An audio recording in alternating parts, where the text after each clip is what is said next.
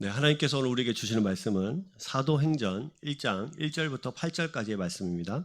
제가 가진 성경에 신약성경 187페이지에 있습니다.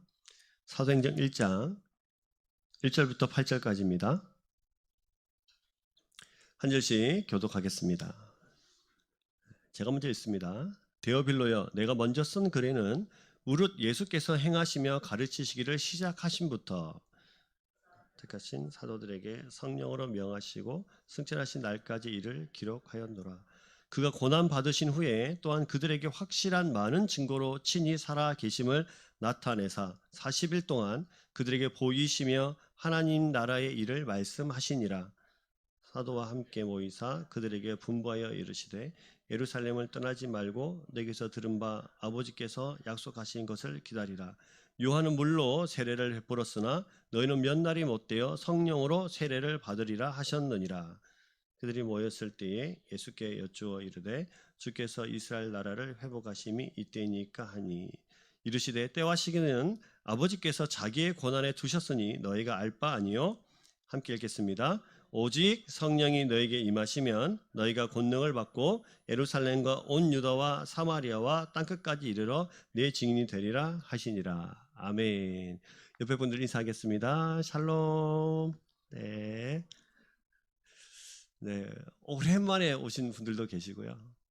처음 보는 뱀들도 계신데요. 같이 한 번 더 오랜만에 본 분이나 처음 본 분이나 또 일주일 만에 뵀던 분들 모두 다에게 다시 한번 손가락 하나 들고 오직 우리에게는 주님 한 분밖에 없습니다 라고 생각하시면서 주님의 샬롬을 같이 나누겠습니다. 샬롬. 네, 된장 푸듯이. 네, 오늘도 우리 같이 말씀을 나누겠는데요. 오늘부터는 우리가 사도행전 말씀을 같이 나누겠습니다. 사도행전을 통해서 교회가 시작되고 또 복음이 본격적으로 땅끝까지 전해지는 과정과 성령의 역사를 볼 수 있는 성경이 사도행전입니다. 그래서 사도행전은 다르게 말하면 새로운 시작의 책이라고 할 수 있겠죠. 그래서 예수님께서 십자가에 죽어주셔서 시리하고 낙심하고 낙담해 있는 제자들과 또 믿는 자들에게 나타나셔서 말씀을 풀어주시면서 그들의 마음을 뜨겁게 하셨고 사명도 주셨고요. 그래서 이 땅에서 사명을 감당하기 위해서 교회가 시작되고 성령의 시대가 본격적으로 시작되는 것이 사도행전입니다. 그래서 따라서 사도행전 강해를 시작하면서 기대하는 것이 몇 가지 있습니다. 첫 번째는 우리 교회와 또 여러분 한 명 한 명이 새로운 시작점이 되기를 소망합니다. 그리고 성령의 충만, 그리고 참종교회의 새로운 시작이 되기를 또 소망하고, 또 우리가 하나님 나라를 살고 확장하는 우리의 삶이 하나님 중심적인 삶으로 바뀌어지고 새롭게 시작되기를 간절히 소망하면서 우리 사도행전 강해를 시작해 보려고 합니다. 옆에 분들에게 저를 따라서 한번 축복해 주시면 좋겠습니다. 당신과 교회가 새롭게 시작될 것입니다. 할렐루야. 네, 기대하고 기도하고 있고요. 이 말씀이 마칠 때쯤에 정말 여러분과 저와 또 교회가 이 땅에 왜 존재해야 되는지, 우리가 어떤 모습으로 세상을 살아가야 하는지 다시 한번 결단하는 시간이 되기를 소망합니다. 자, 그러면 사도행전 1장으로 한번 가보시죠. 사도행전 1장 1절에 보시면 이렇게 시작을 합니다. 데오빌로여, 내가 먼저 쓴 글에는 무릇 예수께서 행하시며 가르치시기를 시작하심부터, 이렇게 시작을 합니다. 데오빌로라고 부르면서 시작을 하죠. 자, 여기 1절에 보시면 누가 왜 이 글을 쓰게 됐는지에 대해서 자세히 소개가 되어 있습니다. 자, 그러면 이 사도행전을 쓴 저자는 누굽니까? 누가 썼죠? 어떻게 그렇게 잘하시죠?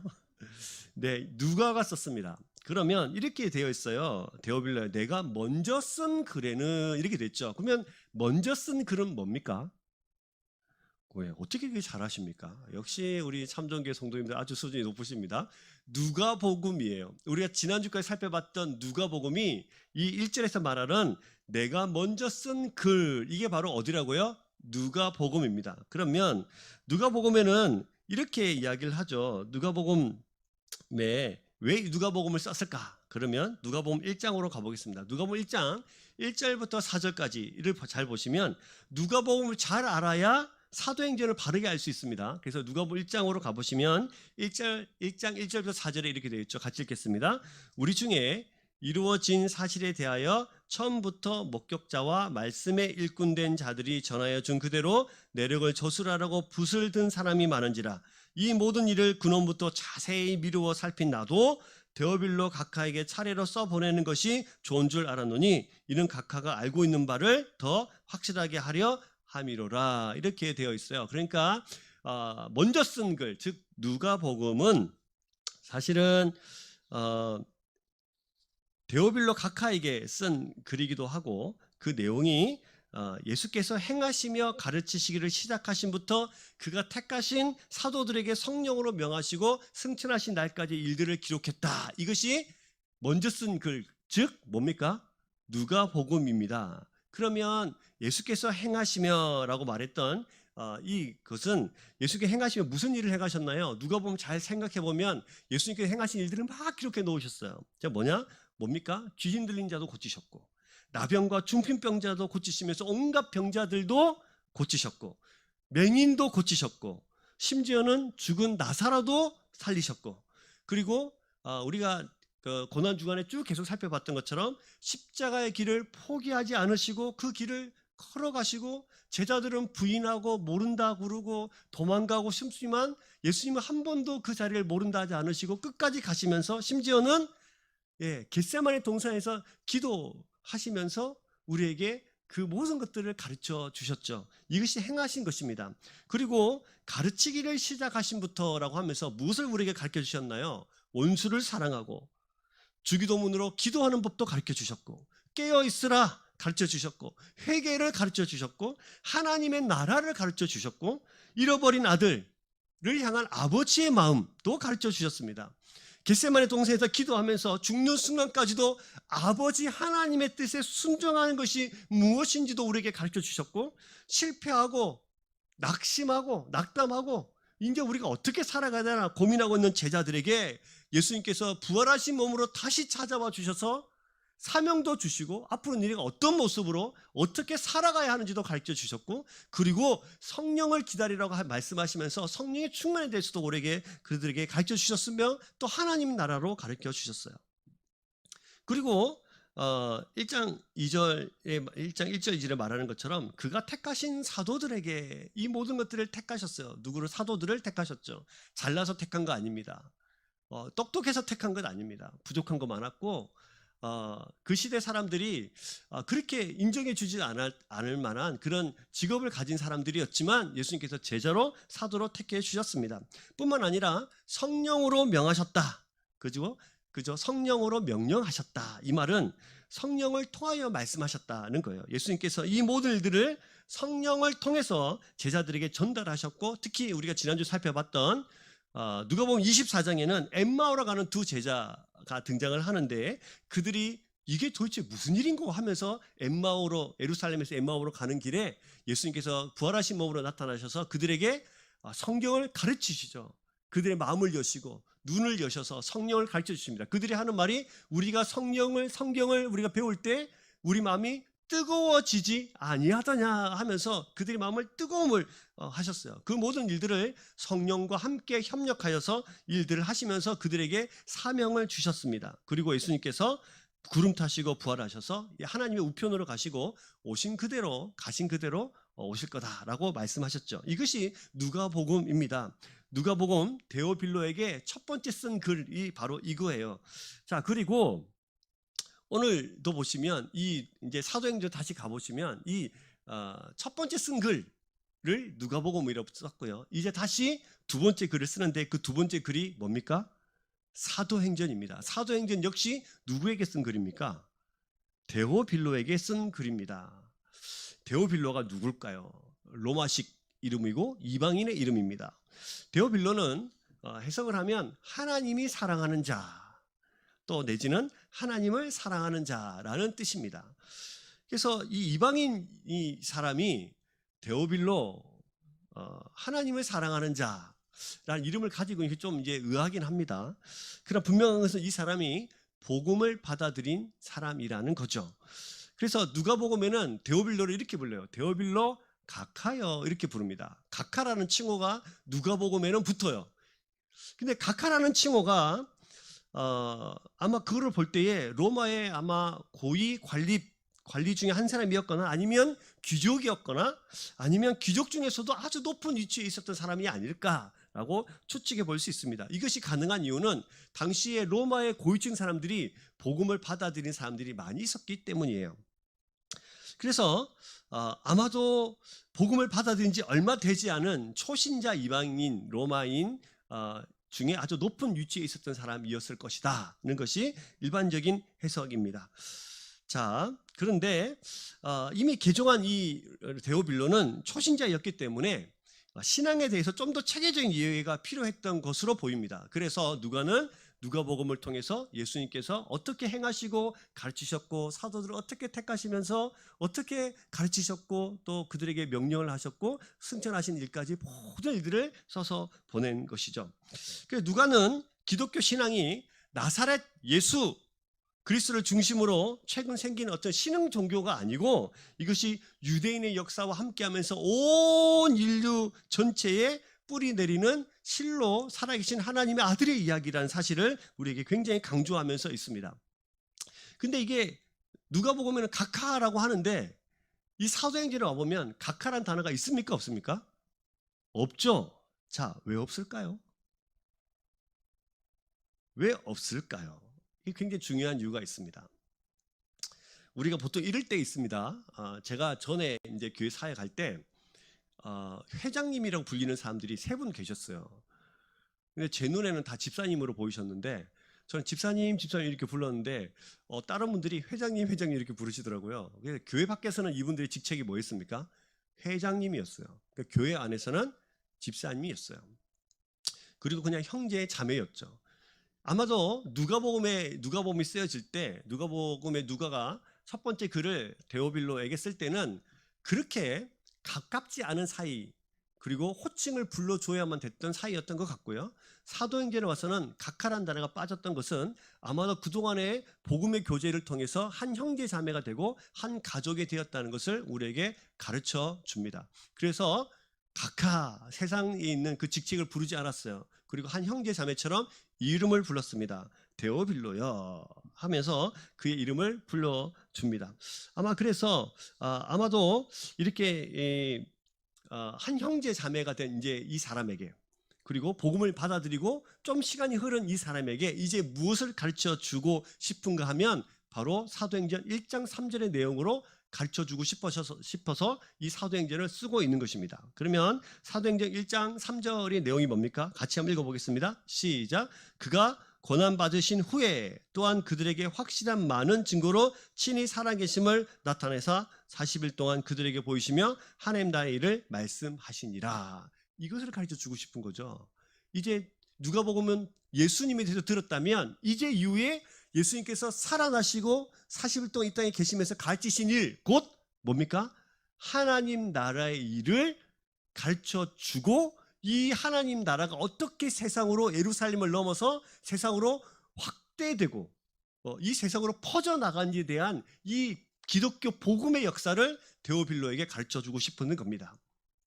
그냥 여러분 이렇게 생각하면 데오빌로 한 사람에게 쓴 글 아닌가 뭐 이렇게 생각할 수 있는데 아까도 설명드린 것처럼 데오빌로란 뜻은 하나님을 사랑하는 자, 하나님이 사랑하는 자라는 뜻이기 때문에 하나님을 사랑하고 하나님이 사랑하는 모든 자들에게 쓴 글입니다. 그래서 이 글은 하나님을 사랑하는 우리 모두에게도 주시는 하나님의 말씀이 됩니다. 자, 그러면 이제부터 이 글을 쓴 이유 하나님이 이 땅에 있는 모든 그리스도인들에게 데오빌로로 대표되면서 상징적으로 대표되어 있는 이 모든 사람들에게 이 글을 쓰고 있는 이유. 자, 3절을 다시 볼까요? 그가 고난 받으신 후에라고 되어 있습니다. 십자가의 고난, 죽음을 뜻하죠. 고난 받으신 후라는 언급은 사실은 굉장히 중요합니다. 왜냐하면 여러분 여기서 말하는 그냥 고난 받으신 후는 그냥 십자가에 죽었다가 아니고 이것을 뜻하는 거죠. 첫 번째는 왜 고난 받으셔야 했는가? 예수님이 왜 고난 받으셔야 했습니까? 우리의 죄를 위해서입니다. 그러면 예수님께서 고난 받으신 후 살아나셨는데요. 왜 살아나셨습니까? 왜 살아나셨죠?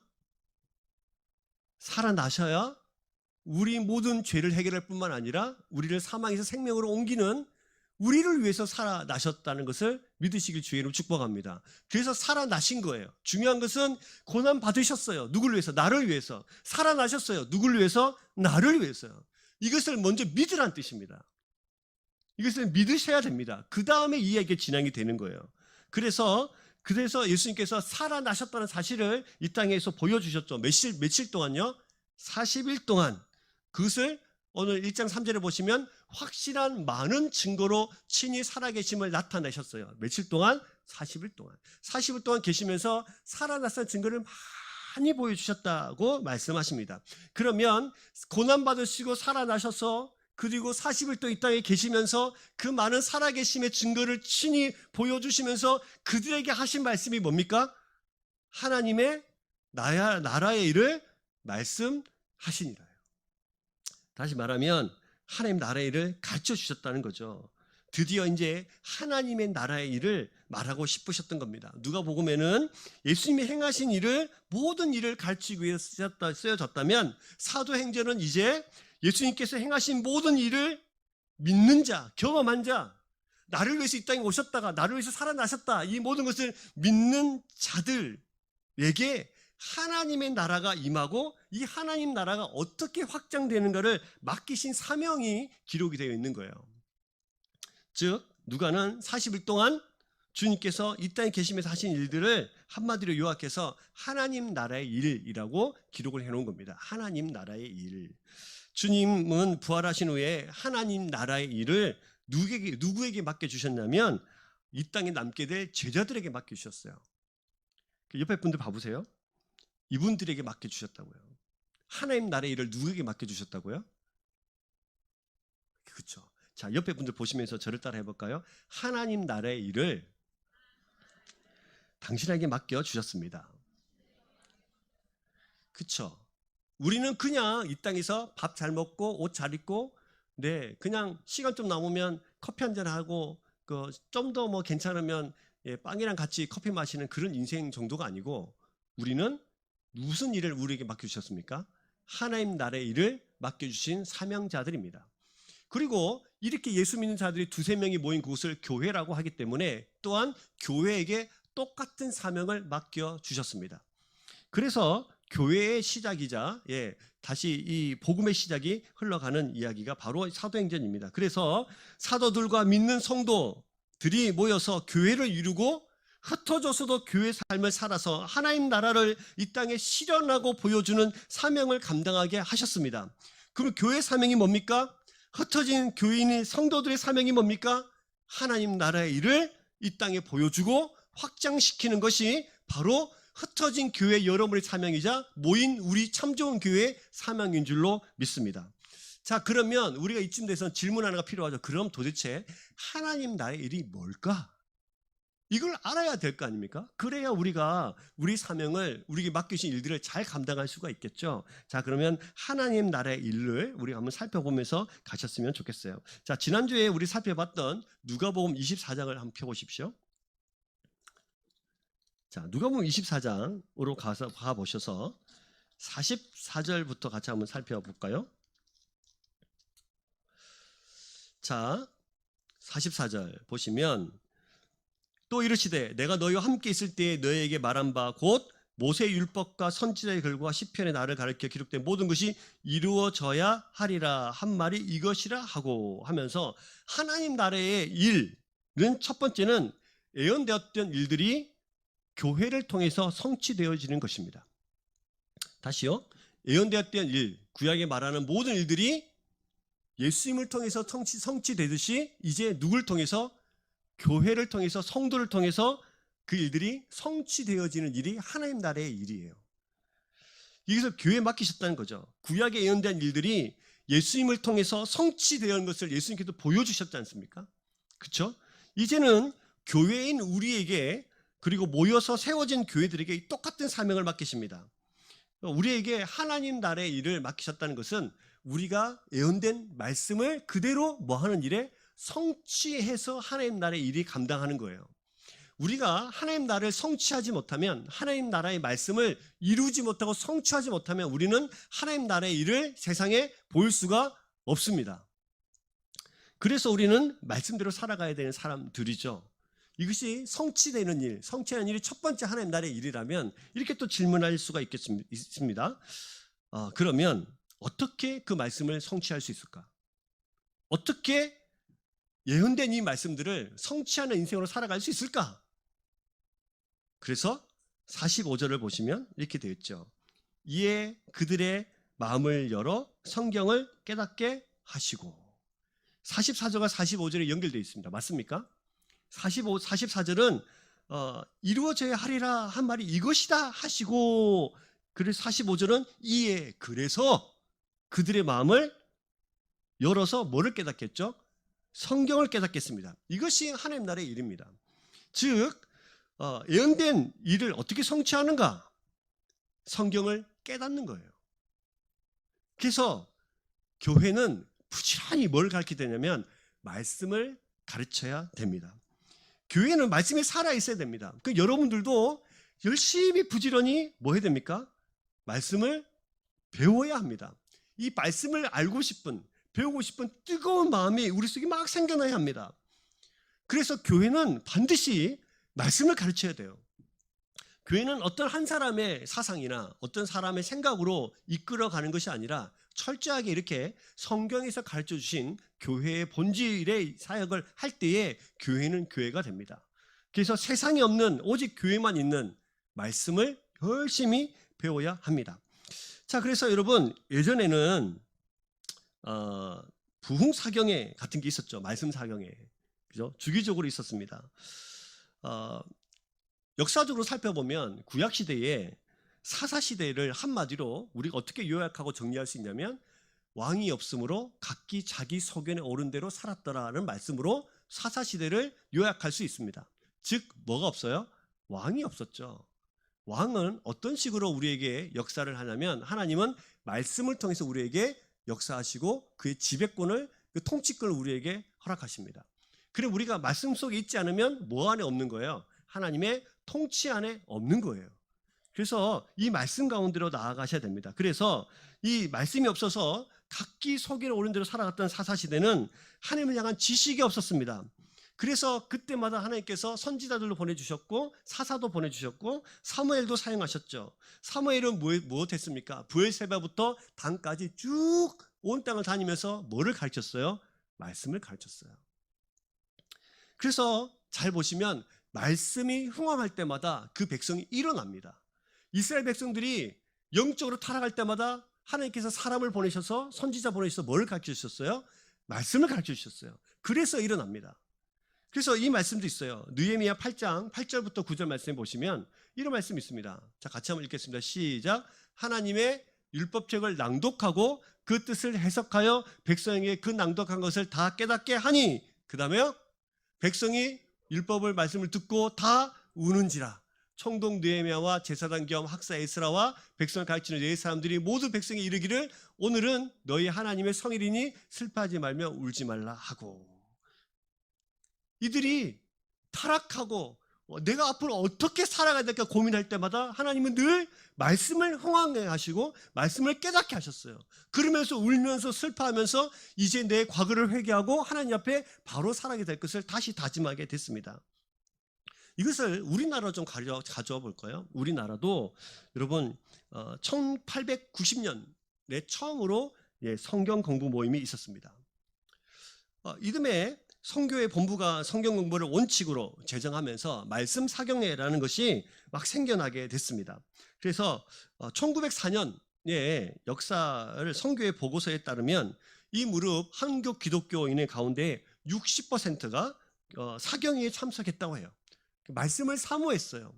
아무것도 없고 일제강점기 시대에 힘들고 어렵고 어려울 때마다 그때마다 뭘 모였냐면 말씀 사경회로 모였죠. 지금 보여드리는 사진에 이런 보시면 1930년 안동 여자 사경회입니다. 많이 모였죠. 그때 당시는 남자와 여자가 구별되어 있었기 때문에 남자 사경회 따로 여자 사경회 따로입니다. 네, 지금도 저기 금산에 가보시면 기역자 교회라고 있는데요. 교회 본당이 기역자로 생겼어요. 그래서 남자 이쪽에 앉고 여자 저쪽에 앉고 이렇게 생긴 교회가 아직도 있습니다. 한 번씩 가보시면 좋을 것 같아요. 1930년에 안동 여자 사경에 뭘로 모였습니까? 말씀 들으러 모였어요.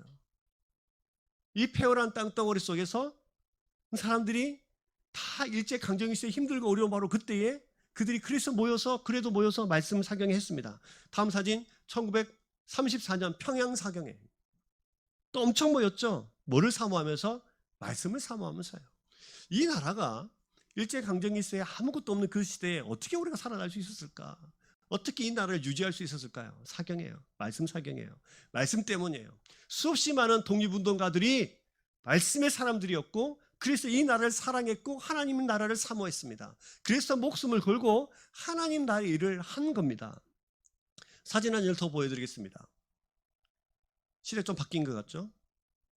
6.25 전쟁 당시에 피난길에서 예배드리는 모습입니다. 여러분 아무것도 없고 일제시대보다 더 폐허로운 땅덩어리 황폐한 그 땅에서 그들은 뭐 했습니까? 예배하고 말씀을 사모했습니다. 이것이 우리의 선배들의 모습이고 우리 선배들이 우리에게 물려준 교회의 모습이에요. 저들은 아무것도 없을 때 뭐 했습니까? 하나님 나의 일을 감당하고 있었던 거예요. 이것은 왜 그랬나? 이것은 사실은 예수님께서 승천하시면서 예수님의 제자들에게 흩어진 교회들에게 명령하신 사명입니다. 말씀을 배우고 뜨거운 심장으로 주님 앞에 말씀의 사람으로 살아가야 될 이유, 열심히 말씀을 가르쳐야 되고 말씀을 배워야 하는 이유, 그것이 뭡니까? 하나님 나라의 일이기 때문이에요. 여러분들이 정말 하나님의 말씀을 사모하는 여러분 되시길 주의 이름으로 축복합니다. 성경을 배우는 열기가 막 일어나야 돼요. 어떤 교회는 어떤 사람의 생각이나 시대적 사조가 교회를 이끌어가는 것이 아니라 성경이 이끌어가는 것입니다. 교회 방향을 잃어버릴 때마다 우리는 어디로 돌아가야 되냐면 말씀으로 돌아가는 거예요. 중세 시대도 그랬죠. 말씀을 잃어버려서 숱한 고난 가운데 살아갈 때에 종교개혁자들이 외쳤습니다. 어디로 돌아가자? 말씀으로 돌아가자. 이것이 동서양을 막론한, 그리고 구약과 신약을 막론한, 그리고 이 땅을 살아간 모든 사람들의 법칙입니다. 여러분, 말씀을 사랑할 수 있기를 주의 이름으로 축복합니다. 그것이 우리에게 맡겨주신 하나님 나라의 일이에요. 자, 그 다음 하나님 나라의 일, 세 번째 46절 보시면 또 이르시되, 계속 연결되죠. 이같이 그리스도가 고난을 받고 제3일에 죽은 자 가운데 살아나야 할 것과, 47절 또 그의 이름으로 죄 사함을 받게 하는 회개가 예루살렘에 시작하여 모든 족속에게 전파될 것이 기록되었으니, 라고 하면서 뭐가 전파되냐면 회개가 전파되는 거죠. 회개의 복음이 전파되어지는 것이에요. 자, 47절 보시면 죄 사함을 받게 하는 회개가 예루살렘에 시작하여서 모든 족속에게 전파될 것을 기록되었다. 이게 뭐라고요? 하나님 나라의 일이에요.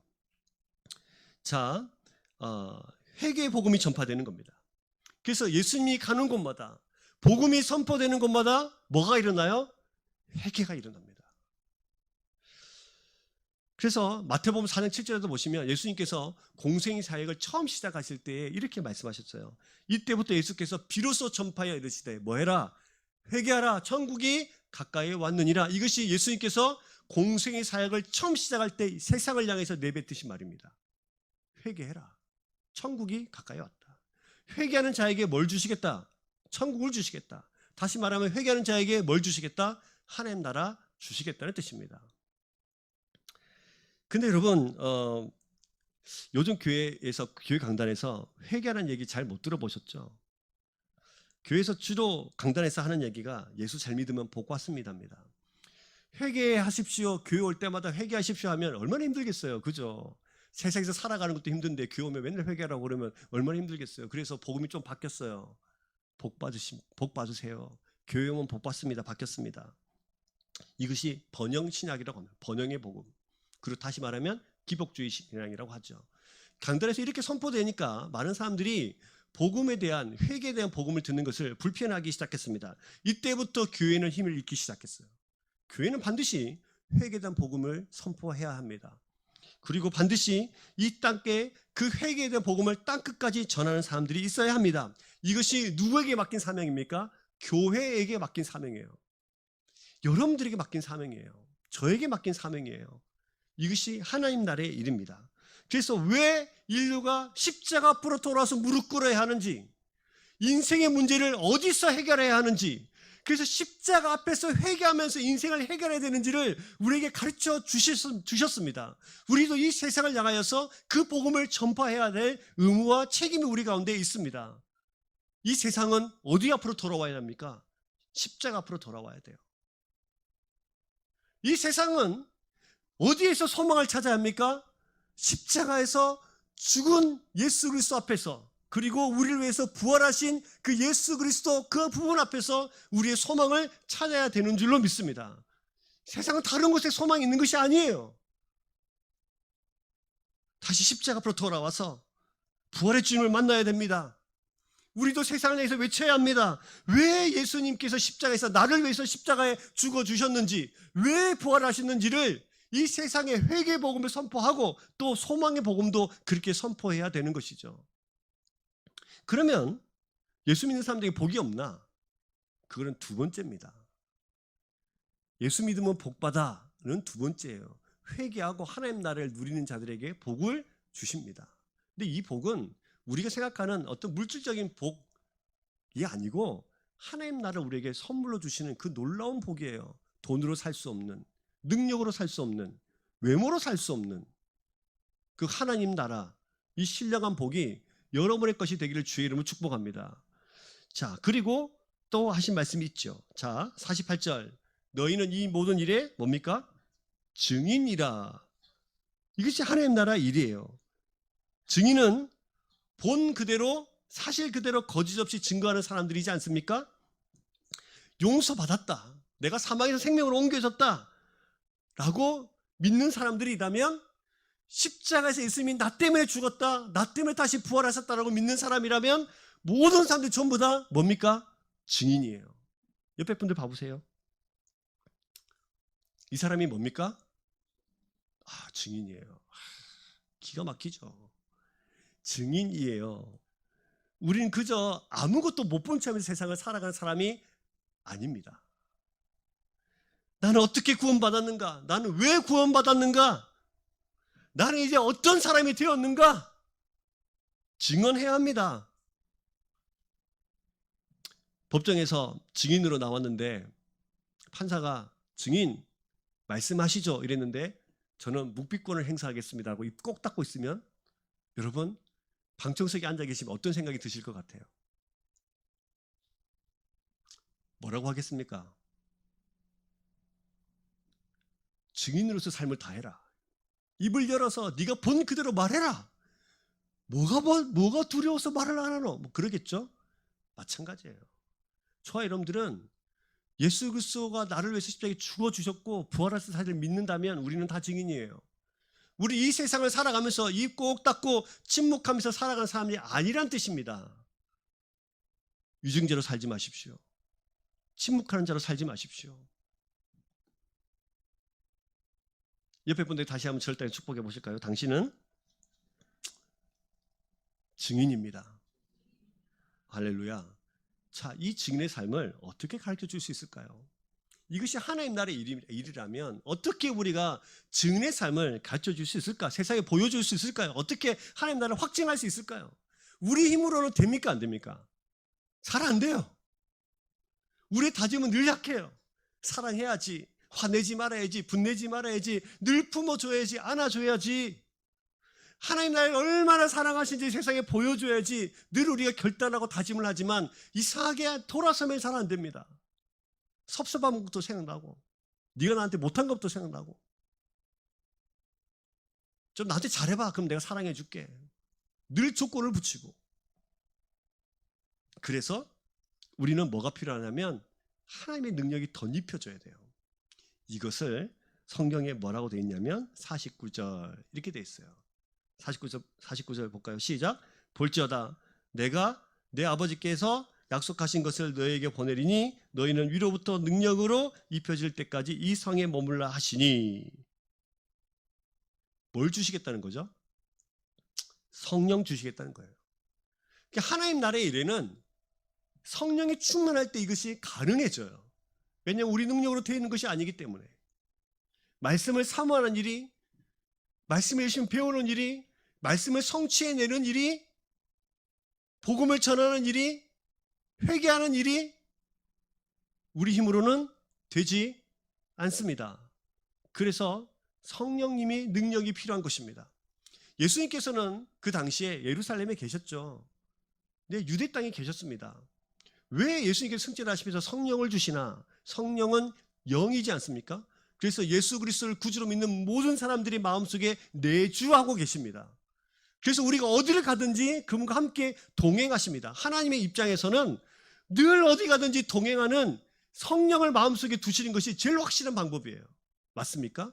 그리고 우리 입장에서도 어딜 가든지 우리가 늘 함께 하시는 주님과 동행하는 것이 우리 입장에서도 가장 바람직한 일이에요. 그래서 하나님께서는 누구를 우리 속에 보내주셨어요? 성령님 보내주셨어요. 우리와 함께 하십니다. 그리고 능력을 덧입혀 주시죠. 그러면 여러분, 성령님께서 우리 속에 오시면 어떤 일들이 벌어질까? 왜 성령님을 꼭 주셔야만 하는가? 왜 성령이 오셔야만 능력이 덧입혀진다고 말하는가? 왜 이 하나님 나라의 일이 성령의 충만함으로 가능하게 되어지는가를 살펴볼까요?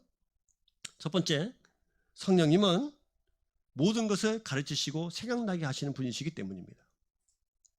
다시요. 모든 것을 가르치시고 뭐 나게 하신다? 생각나게 하세요.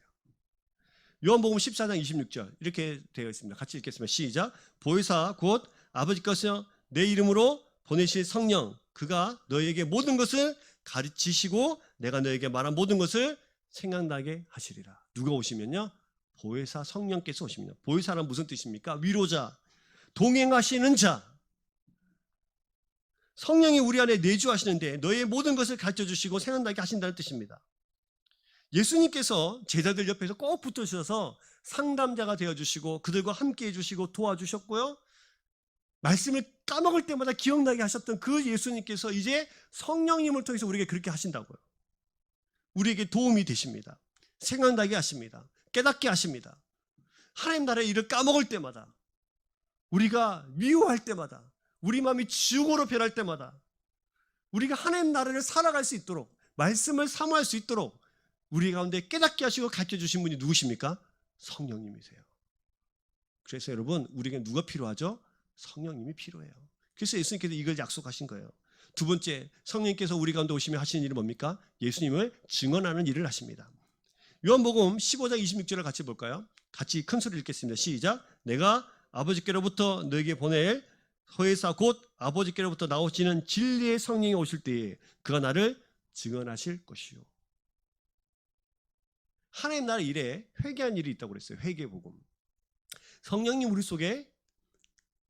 속에 역사하셔서 예수 그리스도가 왜 나를 위해서 십자가에 죽어야 되는지를 가르쳐 주시고, 예수 그리스도가 왜 나 때문에 부활해야 되는지도 가르쳐 주시고, 내가 얼마나 죄 가운데 살아가는 사람인가를 가르쳐 주셔서 예수님을 우리 속에, 네가 예수님이 필요해 라고 하면서 예수님을 우리 속에 조명하십니다.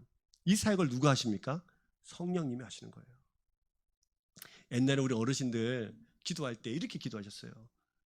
저는 아직도 기억이 나는데, 우리 장로님들이 어릴 때 막 기도하면 우리를 억만 죄악 가운데서 이렇게 기도하시고, 먼지만도 못한 이렇게 기도하시고, 벌레만도 못한 이렇게 기도하셨어요. 기억나십니까? 네, 기억하시는 분들은 이제 옛날 분들이죠. 네, 그렇게 기도했어요. 그렇게 어릴 때 제가 그 기도를 초등학교 때 막 듣고 있으면 도대체 내가 무슨 죄를 그렇게 많이 지었길래 억만 죄악이라고 하지? 먼지만도 못한, 이건 아닌 것 같은데, 벌레만도 못한 막 이런 그 장로님들이 막 기도하실 때 이건 아닌 것 같은데 막 생각이 막 들었죠. 근데 나중에 제가 말씀도 깨닫고 제가 죄인을 사실 깨달으니까 억만지약으로는 비교가 안 돼요. 그걸로 설명이 안 돼요. 먼지만도 못한 표현이 안 돼요. 먼지만도 보다 못한, 먼지보다 더 작고 더 더럽고 취약한 것이라고 해도 그거보다 못한 존재가 바로 나의 존재였다는 사실을 깨닫게 됩니다. 그 깨달음을, 그 감동을 누가 주십니까? 성령님께서 주시는 거예요. 여러분, 벌레만도 못한 죄인이라고 인정하십니까? 억만 죄악보다도 더 큰 죄를 가진 자들이라고 인정하십니까? 그 사역을 누가 하십니까? 성령님께서 하십니다. 예수님을 필요한 자라고, 예수님이 누구라고 우리에게 설명하시고 증언하십니다. 세 번째, 성령님께서 하신 일은 뭡니까? 고린도전서 2장 9절부터 10절까지 말씀을 같이 한번 볼까요? 자, 한 번 더 읽겠습니다. 시작. 기록된 바 하나님이 자기를 사랑하는 자들을 위하여 예배하신 모든 것은 눈으로 보지 못하고 귀로 듣지 못하고 사람의 마음으로 생각하지도 못했다함과 같으니라. 오늘 하나님이 성령으로 이것을 우리에게 보이셨으니 성령은 모든 것 곧 하나님의 기쁜 것까지도 통달하시느니라. 우리는 알고 싶어합니다. 누구의 뜻을? 하나님의 뜻을. 늘 묻습니다.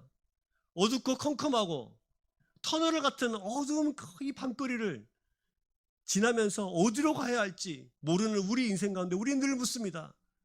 하나님, 어떻게 해야 합니까? 어디로 가야 합니까? 내 힘으로 되지 않는 일들을 어떻게 풀어가야 합니까? 그럴 때에 하나님의 깊은 곳까지도 통달하시는 그분께서 하나님의 뜻을 우리에게 가르쳐 주시는 그분이 있는데, 그분이 누구시라고요? 성령님이십니다. 그래서 여러분 성령이 필요합니다. 마지막 네 번째요. 주신 것들을 알게 하십니다. 자, 고린도전서 주신 것들을 깊게 알게 하십니다. 자, 한 번 더 읽을까요? 고린도전서 2장 12절 말씀만 같이 한번 읽겠습니다. 12절이에요. 자, 시작. 우리가 세상의 영을 받지 아니하고 오직 하나님으로부터 온 영을 받았으니 이는 우리로 하여금 하나님께서 우리에게 은혜로 주신 것들을 알게 하려 하심이니라. 우리에게 이미 주신 것들을 뭐 하게요? 알게 하세요. 누가요? 성령님이요. 옆에 분들 봐보십시오. 이분이 이미 받은 것이 뭡니까? 이미 주신 것이 뭡니까? 이미 주신 건 뭡니까? 여러분 이미 알고 있는 것. 생명? 네. 또 구원, 예수 그리스도. 내가 얼마나 사랑받고 있는 자, 내가 얼마나 사랑받지 못함에도 불구하고, 못할 자격이 없음에도 불구하고 사랑받는 자, 이 모든 것을 이미 깨닫게 해주셨죠.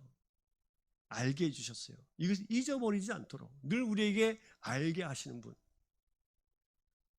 지치고 쓰러질 때마다 세상은 나에게 손가락질하지만 아무 조건 없이 늘 나를 주님의 사랑으로 받아주시는 하나님, 그분께로 가고 싶은 마음, 나를 모른 채 하지 않으시고 늘 나를 그 넓은 품으로 안아주시고, 누가복음 18장에 잃어버린 아들이, 그 못된 아들이 재산 가져가가지고 다 쓰고 다시 아버지를 찾아올 때에 벗은 발로 뛰어가서 저 멀리 오는 그분을, 그 아들을 붙잡고 사랑한다 아들아 하면서 아무 말 안 하시고 안아주시면 다시 아들의 그 자리로 회복시켜 주시는 분, 그분이 우리 하나님이신데요, 그 하나님을 이미 깨닫게 하시는 것을 다시 알게 하시는 분, 그분이 누구시라고요?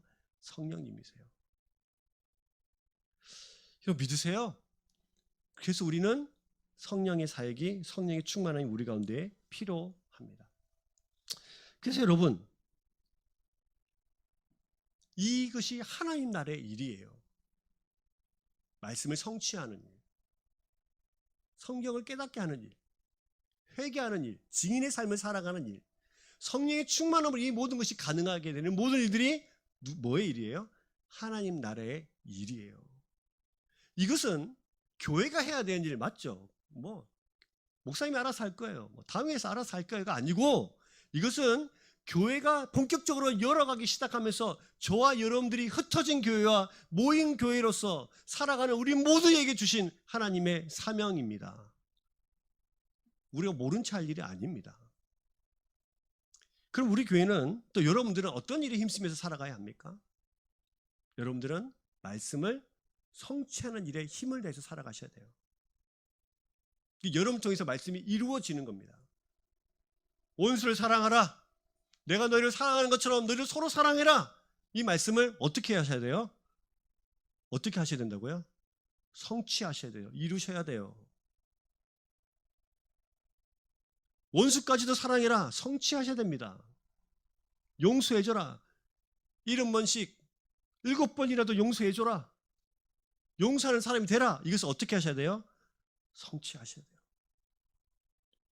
이해해주고 사랑해주고 안아주고 그것을 이루셔야 합니다. 이걸 위해서 여러분들 뭐 하셔야 됩니까? 열심히 성경 공부하셔야 됩니다. 그럼 집에서는 할 수 있는 일이 뭔가? 성경 열심히 읽는 일입니다. 읽는 것이 힘드신 분들은 요즘은 참 이게 미디어가 막 발달했잖아요. 그래서 이게 인터넷 들어가 보시면 이 성경 막 읽어줍니다. 놀랍게도. 그럼 따라 같이 읽으셔도 돼요. 어쨌든 말씀을 사모하셔야 됩니다. 여러분 마음속에 말씀을 사모하는 마음이 없다. 말씀을 사모하게 해달라고 기도하셔야 됩니다. 주님 말씀을 사모하게 해주세요. 말씀을 더 알게 해주세요. 알아야 살죠. 맞습니까? 알아야 살죠. 그리고 여러분 회개의 복음을 전파해야 합니다. 여러분 할마다 하나님 앞에 나와서 여러분 회개기도 하셔야 돼요.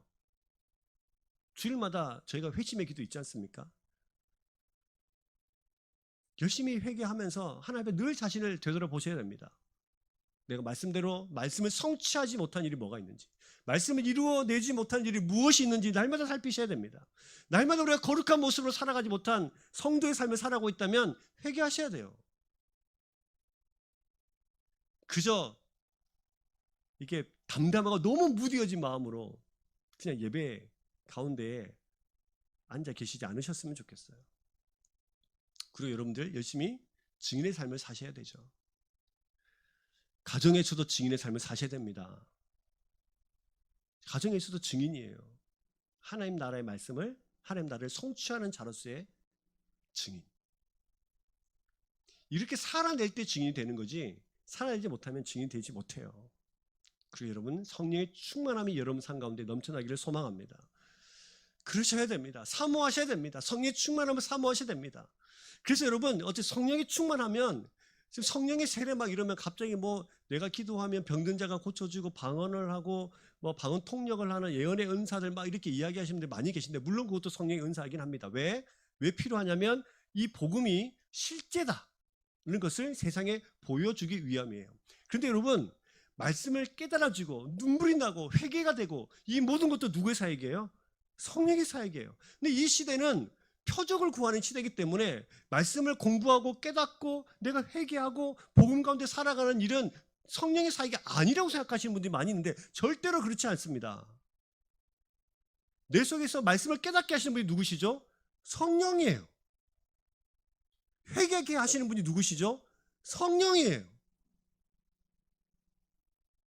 여러분 물론 이 복음이 실제다는 것이 초신자들에게 또 다른 사람들에게 어떤 증거하고 그것이 확증하기 위해서 병고침이나 이런 은사들이 나타나는 것입니다. 그것을 부인하는 것은 아니에요. 그러나 이것만 성령의 사역은 절대로 아닙니다. 균형 잡힌 성도의 삶을 사셔야 됩니다. 여러분 말씀을 사모하십시오. 이것이 이제 우리의 일입니다.